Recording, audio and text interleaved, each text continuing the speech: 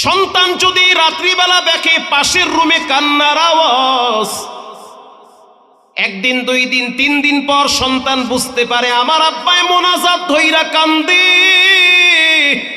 আল্লাহর কসম, ওই ঘরের সন্তান কোনোদিন বাবার সামনে বেয়াদবি করতে পারে না। মেয়ে যদি দেখে মা ভোর রাত্রে তাহাজ্জুদের টাইমে যায় নামাজের মুসল্লায় বসে থাকে, ওই মেয়েটা কখনোই ঐশীর মতো বদ আদর্শের অধিকারী হতে পারে না। কিন্তু সমাজের অবস্থা এত ভয়াবহ, মা সারাদিন ঘরে বসে কিরণমালার জি বাংলার রিমোট নিয়ে মারামারি করে। কথা বল না। আমাদের গ্রামের নাম হলো ইউসুফপুর, কি সুন্দর নাম। একটু আগাইলি মহিপুর, সামনে আগাইলে আলিপুর, ডাইনে গেলে সুধীরপুর, বামে গেলে কোমরপুর। সুবহানাল্লাহ, কি চমৎকার নাম। একটা এলাকার নাম হইল, নাম কওয়া যাবে না, এটা ভিডিও হয়, ওই এলাকার লোক আমারে বান্ধে, দরকার নাই নাম। ফজরেরটা ইমাম সাহেবের নাম হইল মৌলানা আসগর আলী সাহেব, বলবো ইমাম সাহেব, আল্লাহওয়ালা মানুষ। ফজরের নামাজের আগে তিনি তার রুমে বসে আছে, আজান দিবে।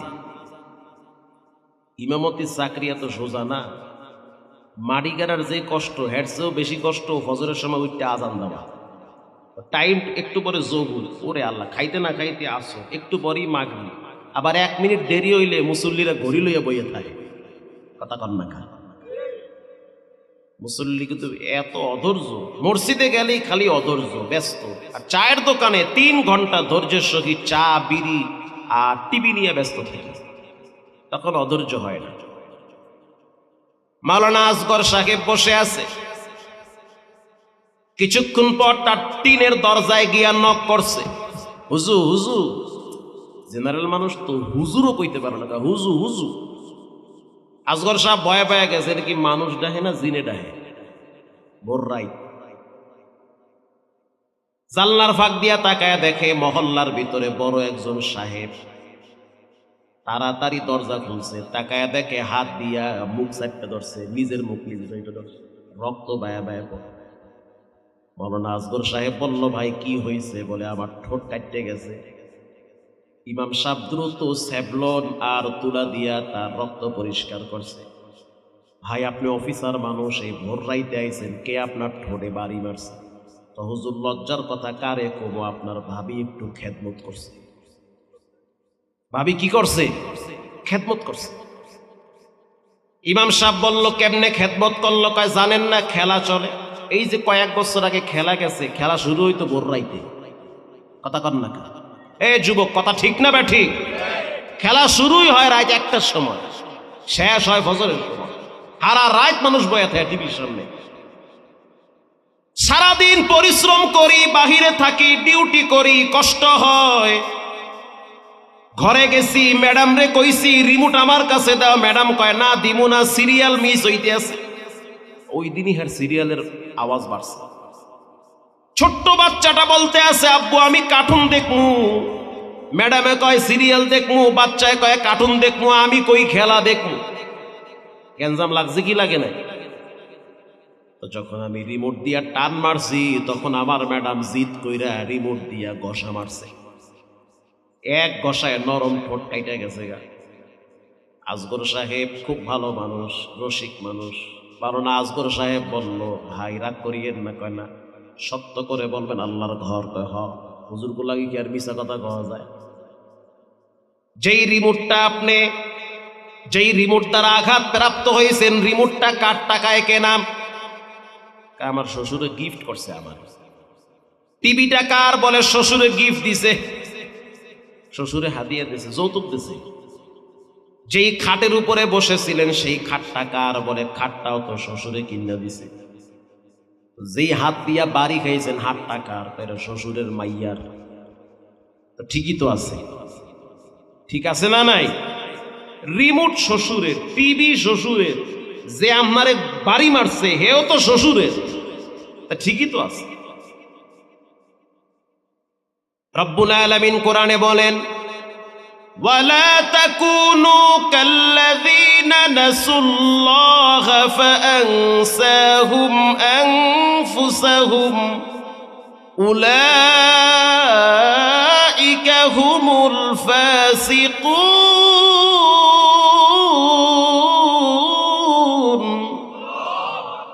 আমি বলি না আল্লাহ কইছে আল্লাহ আপনার কথার লাগে তো মিলে গেছে আল্লাহ বলে তাদের মতো হইও না যারা আমারে ভুলে যায় ফজরে ভুলছে জোহরে ভুলছে আসরে ভুলছে তাদের সাথে তালে তাল মিলাইয়া আমারে ভুললো না এক সময় তুমি তোমারেও ভুলে যাবে ঠিক না বে ঠিক আল্লাহ বলেছে আমি বলি না তাদের মতো হইও না যারা জোহরে আমারে ভুলে আসরে ভুলে মাগরিবে ভুলে ইশায় ভুলে তাদের মতো হইও না এমন হবে দেখবা তোমার সন্তান তোমাকে ভুলবে কারণ তুমি তো তোমার রবকে ভুলেছ যেই ঘরের মা বাবা সন্তানকে রব চিনায় না রসুল চিনায় না কোরআন চিনায় না ও মহিষকালীর মুসলমান লেখা নেন এক সময় দেখবেন ওই সন্তান মা বাবাকে চিনবে না যেই মা বাবা সন্তানকে নামাজ চিনায় কেবলা চিনায় টুপি চিনায় দাড়ি চিনায় মেসওয়াক চিনায় যেই মা বাবা সন্তানকে দস্তারখানা চিনায় বিসমিল্লাহ চিনায় আউযুবিল্লাহ চিনায় আলহামদুলিল্লাহ চিনায় সুবহানাল্লাহ চিনায় সাহাবী চিনায় তাবিঈন চিনায় মসজিদ চিনায় মাদ্রাসা চিনায় আল্লাহর কসম 100 বার দিয়া বললাম ওই সন্তান কখনোই মা বাবাকে অবহেলা করে বৃদ্ধাশ্রমের মেহমান বানাইতে পারে না এজন্য সন্তানকে কোরআন চিনান রসুল চিনান রব চিনান তারা আপনাকে চিনবে রসুলকে চিনে আল্লাহকে চিনে লোকমান হাকিম বলেন 3 নম্বরের গুণ আমি একা একা যখন চলি তখন মনে করি আমি একা না আমার সাথে আরো একজন আছেন তিনি হলেন কে এই লোকমান হাকিম তার সন্তানকে নসিহত করেন ছেলেকে নসিহত করেন ইয়া বুনাইয়া লা তুশরিক বিল্লাহ ও সন্তান আল্লাহর সাথে কাউকে অংশীদারিত্ব করিও না ইন্নাশ শিরকা লাযুলমুন আযীম শিরক মস্ত বড় অপরাধ শিরকের চেয়ে বড় অপরাধ পৃথিবীতে আর কিছুই হতে পারে না আল্লাহ বলেন ওয়া ওয়াসাইনাল ইনসানা বিওয়ালিদাইহি কি চমৎকার মিল লাগায় দিছে রব্বুল আলামিন বাপ যখন ছেলেকে বলল রবের ব্যাপারে সাবধান বেয়াদবি করবা না আবার আল্লাহ বলে সন্তান খবরদার বাবার সাথেও বেয়াদবি করবা না মারহাবা ও সন্তান রবের ব্যাপারে সতর্ক হও শিরিক কইরো না বেয়াদবি কইরো না আল্লাহর মায়া লাগছে আরে আমার বান্দা তার সন্তানকে বলে রবের ব্যাপারে সাবধান তখন রব সন্তানকে বলে বাবার ব্যাপারে সাবধান মায়ের ব্যাপারে সাবধান এরাই তোমার জান্নাত এরাই তোমার জাহান্নাম এদের পায়ের নিচে রব্বুল আলামিন সুখ শান্তি আর সফলতা বিছায়া রাখছে একজন পুরুষ মানুষের জন্য 2 জন ব্যক্তি খুব বেশি প্রয়োজন হয় 2 জনের দোয়া লাগে সহযোগিতা লাগে সাপোর্ট লাগে একজন হলো জনম দুঃখিনী মা আর একজন হলো সহধর্মিণী স্ত্রী ঠিক না ঠিক মায়ের দোয়া থাকলে সেই যুবক কখনোই ধ্বংস হতে পারে না স্ত্রী যদি দিনদার হয় নেককার হয় পরেশগার হয় আদর্শবান হয় লেখা রাখেন ওই ঘরের পুরুষ কখনোই অকর্মা হতে পারে না একজন পুরুষ মানুষের জন্য তার সফলতার জন্য 2 জন ব্যক্তি লাগে 2 জনই হলো নারী একজন হলো মা আর একজন হলো বিবি গত কয়েক মাস আগে আপনারা পত্রিকায় দেখছেন হাজারীবাগে চামড়ার ফ্যাক্টরিতে আগুন লাগছে হাজী সাহেব দাঁড়ায় দাঁড়ায় দেখতেছে কোটি কোটি টাকার মাল পুইরা তুলার মতো উঠতেছে চোখের পানি ছেড়ে কান্দে আর কয় আল্লাহ তোমার কি সিদ্ধান্ত কোটি কোটি টাকার মাল চোখের সামনে পুইরা ছাই হয়ে আকাশে উঠতেছে হাজী সাহেব চমৎকার দাড়ি চেহারার ভিতরে মায়া, কিন্তু দাঁড়ায় দাঁড়ায় দেখতেছে তার সম্পদ কইরা যাইতেছে। একটু পরই দেখলাম বোরকা পরিহিত একজন নারী হাজী সাহেবের পাশে দাঁড়ায় গেছে। দাঁড়ায় বলতে আছে, ও হাজী সাহেব, মনে কষ্ট নিয়েন না, ভেঙ্গে পড়িয়েন না, এরকম ফ্যাক্টরি 10টা পইরা গেল কিচ্ছু হবে না, আপনি যদি ঠিক থাকেন আরো 20টা ফ্যাক্টরি হবে। এটা বলার সাথে সাথে হাজী সাহেবের চোখের পানি নিজে মুচ্ছা ফেলাইছে। ওই মহিলাটা হলো তার সহধর্মিনী স্ত্রী, তার সাহসে সে মানসিক শক্তি পেয়েছে। ঠিক না বে ঠিক না? গত বছর আমার গাড়ি যখন অ্যাক্সিডেন্ট হইল, এমন ভাবে অ্যাক্সিডেন্ট হইল সবাই মনে করছে মইরা গেছে। আল্লাহর কি দয়া, আমাদের 3 জনের একটা পশমও নষ্ট হয় নাই, গাড়ির চাকাও বাষ্ট হয় নাই। ড্রাইভ আমি নিজেই করতেছিলাম, প্রচন্ড কুয়াশা, কিচ্ছু দেখা যায় না, ড্রাইভার পিছনে ঘুমায়। ফ্লাইওভার দিয়ে উঠতেছি নামতেছি, যখন উঠলাম মনে করছি রাস্তা ঠিক আছে, উঠার পরে দেখলাম সামনে রাস্তা নাই, শুধু টিন দিয়া বেড়া দেওয়া। ও গাড়ি ছিল 80-র উপরে, ব্রেকে পা নেওয়ার পরে নিয়ন্ত্রণ হারায় ফেলাইছে। আস্তে করে উপর থেকে, মনে করেন 3 তলার উপর থেকে গাড়িটা নিচে পড়ে গেছে। রডের উপরে গাড়িটা ঝুলতেছিল। আল্লাহর কসম মনে হইতে আছে রব্বুল আলামিন ফিরিস্তা দিয়া গাড়িটারে হাত দিয়া ঝুলায় রাখছে। এরকম গাড়িটা ঝুলতেছিল, লড়ে চড়ে পড়ে না। তখন চিন্তা করলাম কেন হইল, পড়ার তো কথা, মরার তো কথা। আশেপাশের মানুষগুলার ঘুম ভেঙে গেল, দৌড়ে আইসা বলল, দেখ ভিতরে কয়টা মরছে। অনেকে মনে করছে মইরা গেছি, দরজা খুইলা বের হব, বের হতে পারি না, কারণ ফ্লাইওভারের কাজ চলে, রড চতুর্দিকে আছে। আল্লাহর কি মায়া, রড সব দিকে ফিট করা, মাঝখানে ফাঁকা জায়গা, গাড়িটা ওই ফাঁকার ভিতর দিয়া ডাইরেক্ট চলে গেছে। যদি রডের ভিতরে ঢুকতো তাইলে চোখ যাইতো, পেট যাইতো, সবগুলার ভুঁড়ি বাইরে যাইতো। পরের দিন আমার মা আমাকে বলল, গ্রামে যে মসজিদ বানাইলা, মাদ্রাসা করলা, সেখানে উজু খানার বিস্তরিদের বিল বাকি ছিল 24,000। যদি আমি রাত্রিবেলা মারা যাইতাম ওদের বিলটা দিত কে? আমার স্ত্রী বলল, টেনশনের কারণ নাই, আপনি বেঁচে আছেন এটাই তো শুকরিয়া। আপনি বেঁচে থাকেন, সম্পদ যেথায় মোল্লায় সেথায় যাক, আপনি ঠিক তো সব এক সময় ঠিক হয়ে যাবে। স্ত্রীর সহযোগিতা হলো পুরুষ মানুষের জন্য ভিটামিন। ঠিক না বে ঠিক? মানসিক শক্তি। নড়াইল একটা এলাকার নাম হইল কালিয়া নড়াইল, যশোর নড়াইল, নাম শুনছেন না? রাস্তার পাশে ছোট্ট ছোট্ট দোকানগুলো আছে, অনেক মানুষ চা বিক্রি করে। প্রায় সময় তো রাত্রিবেলা ড্রাইভার ঘুমাইলে চা খাওয়ার জন্য গাড়ি ব্রেক দেওয়া লাগে। রাস্তার পাশে নামলাম, তাকায়া দেখলাম অনেক বড় একটা দোকান, ভ্যারাইটিস মাল। আমি তাকায়া দেখলাম যিনি চা বানাইতেছে তিনি ছোট একটা মানুষ, একেবারেই ছোট, পা নাই কিন্তু হাত আছে, তাও ছোট, প্রতিবন্ধী। যখন দোকানের ভিতরে ঢুকলাম, সালাম দিলাম। সালাম দেওয়ার পরে তাকায় রইছে, সে আমার বিশাল একজন ভক্ত, বুঝতেও পারে নাই যে দেখা হয়ে যাবে। সে আমার টিভির রিমোট দিয়া দেখাইতেছে যে হুজুর এই বয়ান কিন্তু আপনার নেটে আমি দেখি। তা আমি বললাম, আপনার তো পা নাই, আপনি কেমনে বেচা কিনা করেন, শক্তি পান কোথায়? সে আমাকে যেই জবাব দিল, শোনার পরে তো আমার ইমানের শক্তি আরো বেড়ে গিয়েছে। সে জবাব দিল, হুজুর আপনি তো দেখেন আমার 2টা পা নাই, কিন্তু গোপন ভাবে আমার আরো 4টা পা আছে। এই 4 পায়ের শক্তিতে রব্বুল আলামিন আমাকে কয়েক লক্ষ টাকার মালিক বানাইছে। 2টা হলো আমার মায়ের পা, 2টা হলো আমার স্ত্রীর পা। আমার মা পানি গরম করে আর আমার বিবি সেই গরম পানি দোকানে নিয়ে আসে। আমার মা যখন আমার জন্য মেয়ে দেখতেছিল, কেউ আমারে মেয়ে দিবে না, কারণ আমি প্রতিবন্ধী। কিন্তু মাওলায় তো কলম লেখা রাখছে কোন জায়গায় কার সাথে জুড়ি আছে, ঠিক না বেঠিক?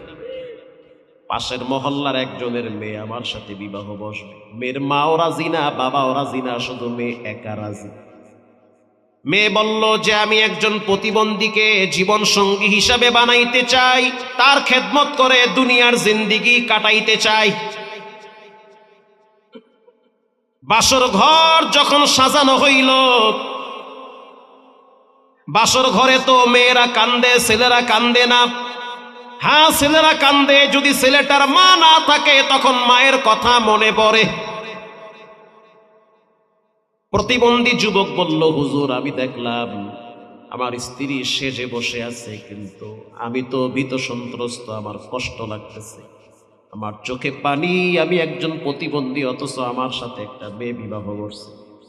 আমার স্ত্রী আমাকে অভয় দিয়া বলল, কোনো ভয় নাই, টেনশন নাই, আপনার যদিও দুইটা পা নাই, আছে তাও আবার ছোট ছোট, এই পায়ের তেমন শক্তি পান না, কোনো টেনশন করবেন না, আমার কানের দুইটা ঋণ আছে, বিক্রি কইরা আপনার জন্য চায়ের দোকান তৈরি করে দিব, ভিক্ষা করতে পারবেন না, ব্যবসা করে রব্বুল আলামিনের কাছে আপন হয়ে যাবেন।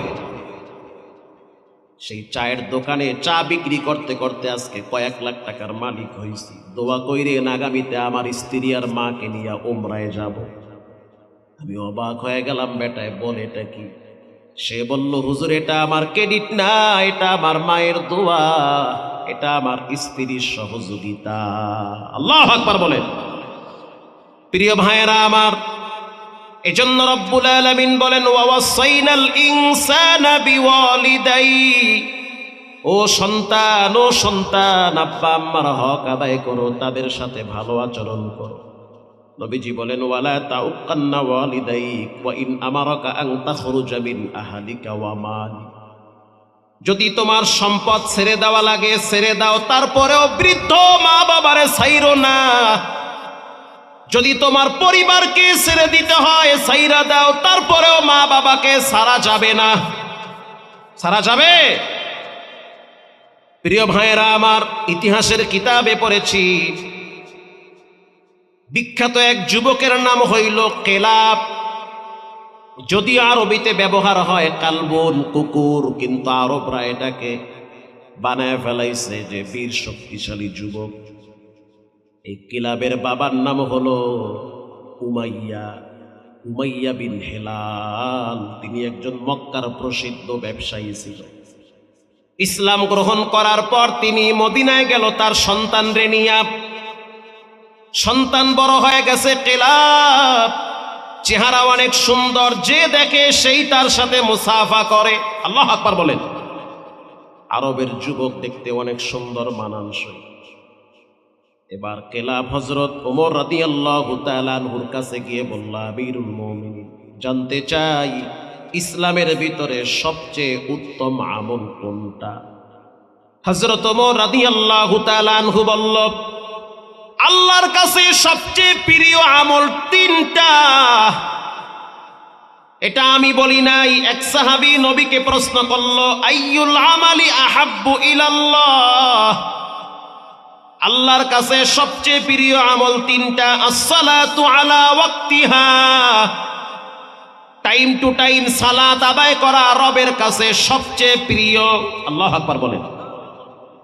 2 নম্বরে সুম্মা বিররুল ওয়ালিদাইন, আব্বা আম্মার সাথে সৎ ব্যবহার করা, এটা সবচেয়ে বড় আমল। 3 নম্বরে আল জিহাদু ফি সাবিলিল্লাহ, আল্লাহর রাস্তায় জিহাদ করা।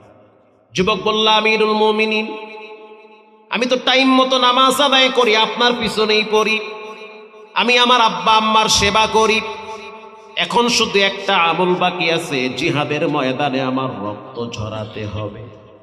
আমি চাই আল্লাহর জমিনে আল্লাহর দ্বীন প্রতিষ্ঠার জন্য রক্ত ঝরাইতে। আল্লাহু আকবার বলেন। হযরত ওমর রাদিয়াল্লাহু তাআলা আনহু বলল,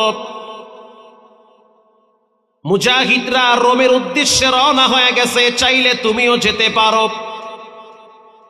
যুবক এবার নিজের ঘরে গিয়া মায়ের মাথার পাশে বসে পড়ল আর মাথায় হাত বুলায়া দেয়, বুড়ি মা মাথায় চিরুনি করে দেয়, আর আস্তে করে মায়ের কপালে চুমা দিয়া বলে, আম্মা জান, আমার মনটা চায় জিহাদের ময়দানে অংশগ্রহণ করতে, একটু অনুমতি দেন, একটু পারমিশন দেন, আমি যুদ্ধের ময়দানে যেতে চাই। মা তো মা, সন্তান ভালো বললেও মানে, খারাপ বললেও মানে। যখন ছেলে বইলা ফেলাইছে উত্তম ইবাদত করার জন্য সন্তান যেতে চায়, মায়ের কষ্ট হইল তো মা অনুমতি দিয়ে দেয়। ও সন্তান, আমার পক্ষ থেকে কোনো নিষেধ নাই, বাধা নাই, চইলা যাও, কিন্তু বাবার অনুমতি নিও। আমি দুর্বল একজন নারী, চলার শক্তি পাই না, তারপরও আমি কষ্ট করে চলতে পারবো, তুমি তোমার বাবার পারমিশন দাও। এবার যুবক বাবার পায়ের পাশে বৈশা জাইতুনের তেল দিয়া পাটা মেসেজ করে দিচ্ছে, আর বলতে আছে, আব্বা জান, আমার মনটা চায় জিহাদের ময়দানে অংশগ্রহণ করতে, পারমিশন দেন। উমাইয়া বিন হেলাল বড় রাগী মানুষ, ধমক দিয়া বলল, সন্তান, তুই ছাড়া আমাদের কেউ নাই, কে খাবার খাওয়াবে, কে বাথরুমে নিবে, কে গোসল করাইবে? তোমার মা অসুস্থ, আমি অসুস্থ, তোমারে পারমিশন দিলে আমরা দুইজন তো অসহায় হয়ে যাব। এক পর্যায়ে যুবক কেলাব বাবার হাতে পায়ে ধইরা কান্নাকাটি করে বাবারে নরম করেছে। বাবাই বলল, যাও, পারমিশন দিয়া দিলাম, তবে দোয়া করিও যেন রব্বুল আলামিন আমাদেরকে শক্ত রাখে। সন্তান এবার জিহাদের জন্য চলে গেল। এবার সন্তানের বাবা মা দুই মুরব্বী খেজুর গাছের গোড়ায় বসে বসে দুইজনে গল্প করে।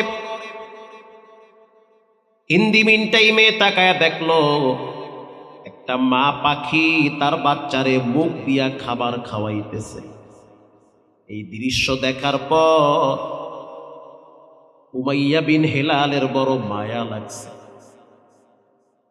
মা পাখিটা তার বাচ্চারে আগলায়া রাইখা পাখা দিয়া যত্ন কইরা রাখে। এই দৃশ্য দেখার পর উমাইয়ার চোখে বড় পানি, আর স্ত্রীকে বলল, বিবি আমার, যদি আজকে আমাদের কেলাব থাকতো তাহলে তো আমাদের মুখেও খাবার তুলে দিত। আল্লাহু আকবার জোরে বলেন।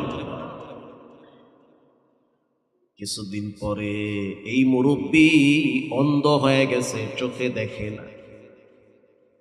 লাঠিতে ভর দিয়া দিয়া হযরত ওমরের দরবারে চলে গেল। গিয়া বলল, খলিফাতুল মুসলিমিন আমার সন্তানটারে জিহাদে পাঠাইছেন, অথচ আমি বাবা কানতে কানতে আমার চোখ দুইটা হারায়া ফেলাইছি। আপনি যদি আমার সন্তানকে আমার বুকে ফিরায় না দেন তাহলে আরাফার ময়দানে আপনার বিরুদ্ধে রবের কাছে মামলা দিব। হযরত ওমর মুরব্বিরে জড়ায় ধইরা কপালে চুমা দিয়া বললে, বলেনটা কি? আরাফার ময়দানে আমার বিরুদ্ধে কেন মামলা দিবেন? আমি আপনার সন্তানকে অতি দ্রুত আপনার বুকে আবার ফিরাইয়া দিব। বুঝতে পারছে যে বয়স হয়ে গেলে মানুষ অনেক সময় উল্টা পাল্টা বলতেই পারে। এটা তার দোষ না, এটা তার বয়সের ভারে অনেক সময় সঠিকটা বেঠিক বলে, বেঠিক সঠিক বলে। হযরত ওমর রাদিয়াল্লাহু তাআলা আনহু দূত পাঠায় দিছে, কিলাব তুমি যে অবস্থায় আছো মদিনায় ফিরে আসো। কিলাব আর দেরি করে নাই, দ্রুত মদিনায় আসছে। প্রথমে তুমি আমার সাথে সাক্ষাৎ করবা। লাল ঘোড়ার পিঠে চড়ে যত দ্রুত আসা যায় চলে আসছে ওমরের দরবারে রাদিয়াল্লাহু তাআলা। হযরত ওমর কিলাবরে একটা ঘরের ভিতরে নিয়ে বলল, কিলাব, এবার একটু বলো তোমার সাথে তোমার বাবার সম্পর্ক কেমন? কিলাব চোখের পানি ছেড়ে দিয়ে বলল, আমিরুল মুমিনিন, আমি আমার আব্বারে বড় ভালোবাসি। প্রতিদিন আমি মরুভূমির মাঝখান থেকে উটের ওলান থেকে দুধ নামাইয়া গেলাস ভইরা বাবারে পান করাই। আমার হাতের দুধ খাইতে বাবায় বড় পছন্দ করে। আমার বাবায় যখন বিছানায় প্রস্রাব করে নিজের হাতে আমি সেগুলো সাফ করতাম। আমি আমার আব্বারে এত সম্মান করতাম। আমার আব্বা যদি রাস্তা দিয়ে হাঁটতো বাবার ছায়াটায় পা রাখতাম না, কারণ আমি আমার আব্বারে সম্মান করি। হযরত ওমর বলতে আছে আরো কিছু স্মৃতি তোমার কাছ থেকে শুনতে চাই। আমিরুল মুমিনিন, আমার আব্বারে আমি নিজের হাতে খাবার খাওয়াইয়া দেই, মাঝে মাঝে খাইতে পারে না। শীতের দিন পানি গরম কইরা আমি আমার আব্বারে গোসল করায়া দেই। শুধু তাই না, মা বাবার প্রস্রাব পায়খানার পরিষ্কার করার জন্য নিজের হাত দুইটা আমি ওয়াকফ করছি। আমি আমার আব্বারে বড় ভালোবাসি, মাকে বড় ভালোবাসি। হযরত ওমর তখন চোখের পানি ছেড়ে বাচ্চাদের মতো টুকরে কেঁদে উঠেছে আর বলল, কেলাব, নবীজি বলেছেন আল জান্নাতু তাহতা আকদাবিল উম্মাহাত, মায়ের পায়ের নিচে সন্তানের জন্য রব্বুল আলামিন জান্নাতটারে বিছায়া রাখছে। আব্বা আম্মার জন্য যেই ত্যাগ স্বীকার করো, নিঃসন্দেহে এটা অনেক বড় মহৎ কাজ। আজ তোমার আব্বাকে আমি তোমার সামনে দাঁড় করায় দিব, দেখি তোমার আব্বা বুঝে কিনা।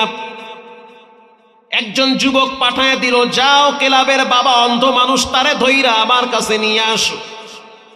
কেলাবের আব্বা উমাইয়া বিন কেলাল, উমাইয়া বিন হেলাল হযরত ওমরের সামনে যখন দাঁড়াইলো, হযরত ওমর বলল, ও কেলাব, তুমি তোমার আব্বারে দেখো, তোমার বাবা তো তোমারে দেখে না। একটা কাজ করো, তোমার আব্বার পছন্দনীয় কিছু খাবার নিয়ে আসো। কেলাব বলতে আছে, আমি আমার আব্বার জন্য সবচেয়ে বেশি পছন্দ করি উটের দুধ, এটা আমার আব্বা পছন্দ করে, আমি গিয়ে নিয়ে আসি। যুবক মানুষ, কি আন্তরিক, কি মহব্বত, কি ভালোবাসা বাবার জন্য। এক গ্লাস উটের দুধ নিয়ে ওমরের সামনে দাঁড়াইল। ওমরের সামনে যখন উটের গ্লাস, দুধের গ্লাস নিয়ে যখন দাঁড়াইল, যুবক, আমার হাতে দুধের গ্লাসটা দাও। যুবক এবার ওমরের হাতে দিল। ওমর এবার নিজের হাতে যুবকের বাবা উমাইয়া বিন হেলালের হাতে গ্লাসটা তুলে দিল, এই নেন দুধ, আপনি পান করেন। উমাইয়া বিন হেলাল যখন দুধের গ্লাসটা নাকের কাছে নিল, কি যেন মনে করে আবার সরাইলো, আবার নাকের কাছে নেয়, আবার সরায়। হযরত ওমর বলল, খান না কেন? বলে, আমার এই গ্লাস থেকে তো আমার সন্তানের ঘ্রাণ পাই। হযরত ওমর আশ্চর্য হয়ে তাকায় রইছে, বলে, এটা কি? হযরত ওমর বলল, তোমার ছেলে আছে নাকি এখানে? বলে, আছে কিনা জানি না, আমি তো চোখে দেখি না, অন্ধ মানুষ, কিন্তু আমি এই গ্লাস থেকে আমার সন্তানের ঘ্রাণ পাইতেছি। হযরত ওমর বলতে আছে, আপনি দুধ পান করেন, এরপরে আমি বলতেছি। ওনারে বসাইলো, দুধ পান করাইলো, বলতে আছে, এবার আপনি বলেন আপনার কাছে এই মুহূর্তে সবচেয়ে কোন জিনিসটা প্রিয় হবে, ওটা কোনটা পাইলে আপনি সবচেয়ে বেশি খুশি হবে? মুরব্বী বলতে আছে, ওমর, যদি আমার সন্তানটারে বুকে ফিরাইয়া দেন, এর চেয়ে বড় সম্পদ আমার কিছু হতে পারে না। তখন হযরত ওমর রাদিয়াল্লাহু তাআলা আনহু কেলাবকে বলল, যাও, তুমি তোমার বাবারে বুকের সাথে জড়ায় ধরো, আর যতদিন বেঁচে থাকবে, উফিউ ওয়ালা তানহারুহুমা ওয়া কুল লাহুমা কাওলান কারীমা, এমন আচরণ করবা না যে আচরণের কারণে তোমার বাবা শব্দ বলবে। মাথায় ঝাঁকি দিয়া কথা বইল না, কারণ তোমার আব্বা, তোমার মা তোমার জন্য সবচেয়ে বেশি কষ্ট করেছে। এই সমাজের অধিকাংশ যুবকরা মা বাবার সাথে সবচেয়ে বেশি, যতদিন বেঁচে আছেন শিরিক করবেন না, মা বাবার সাথে নাফরমানি করবেন। আব্বা আম্মা হলো জান্নাতের চাবিকাঠি, সফলতার মূল প্রতীক আব্বা আম্মা। আব্বা আম্মা যদি কাফেরও হয়, তারপরেও তাদের সাথে রব ভালো আচরণের কথা বলেছেন। আজ থেকে পাক্কা নিয়াত করে নেন, জীবনে কোনোদিন নামাজ ছাড়বেন না, হারাম খাবেন না, আব্বা আম্মার সাথে বেয়াদবি করবেন না। দিলটা যদি ভালো হয়, তওবার নিয়াইতে দুইটা হাত আল্লাহকে দেখায়া দেন, নারায়ে তাকবীর। আয় আল্লাহ, হাতগুলা জীবনে বারবার কাবার গিলাফের সাথে লাগাইয়া দেন, বাইতুল্লাহর ঘ্রাণ নেওয়ার তৌফিক দেন, জোরে বলেন আমিন। রঙ্গে তাকওয়া, রঙ্গে সিদক, রঙ্গে দিন, তা'আবুদু বাকিবু আদবর আবেদি। আব্বা আম্মার খেদমত করবেন তো ইনশাআল্লাহ? কইরে আব্বা আম্মা খুব দামি সম্পদ। বর্তমান তো অনেক যুবকরা এই ঝামেলা আছে যে হুজুর বউরে কিছু কইলে বউ রাগ হয়, মায়েরে কিছু কইলে মায়ের রাগ হয়। বউ শাশুড়ির যুদ্ধে অনেক যুবকের জীবন তেজপাতা হয়ে গেছে। কথা বল না কা? ঠিক কথা। জীবনে কখনোই মায়ের সামনে স্ত্রীর প্রশংসা করবেন না।